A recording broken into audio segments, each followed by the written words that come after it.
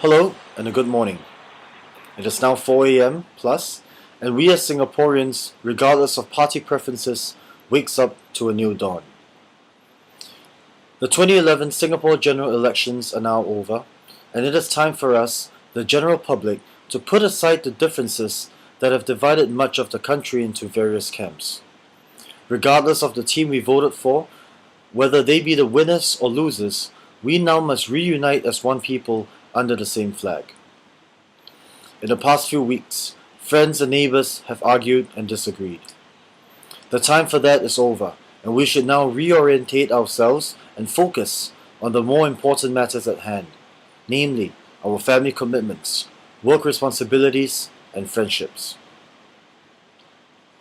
While I'm most certainly, again, not a professional analyst in any way, and thus cannot offer any form of advice, I will offer my opinions. This time round, I'm sure many will agree with me that it was truly exciting. Congratulations, first of all, to the Workers' Party for winning Aljunied GRC and Hougang SMC. This is a truly historic win for the Workers' Party as it proves that the GRC system works. And it is also the first time in Singapore's history for the PAP to lose a GRC. Nicole, you have earned my respect, especially in the past 2 weeks, for having the courage to participate in this year's general elections.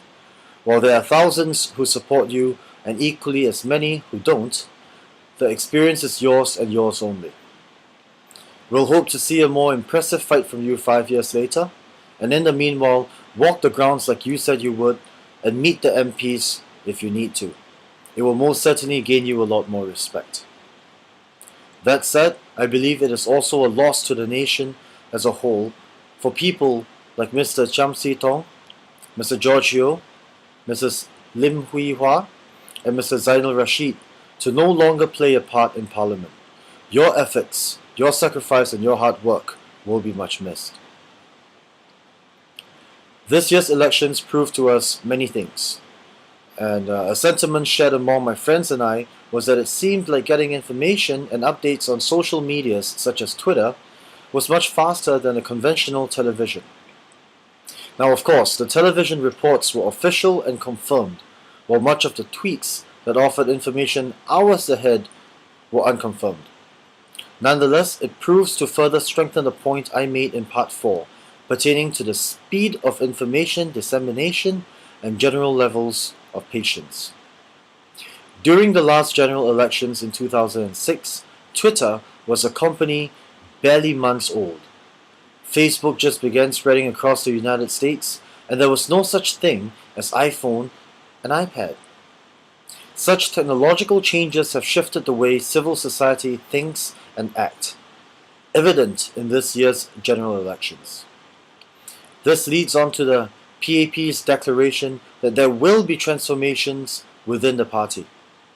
The assumption now is that the PAP and the government as a whole will transform itself to suit the changing times, but questions clearly burn in our minds.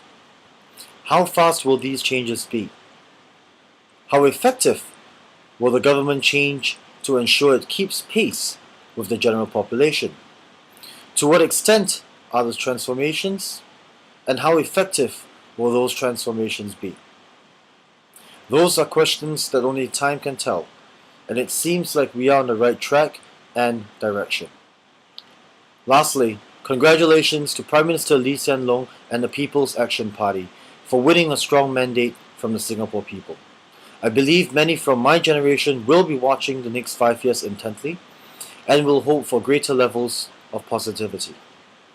The online community has proven itself to be a viable source for information, and because we all play a role in forging our futures, I believe we are willing to help and support as long as we are heard. That will be all for now. Thank you very much for your time.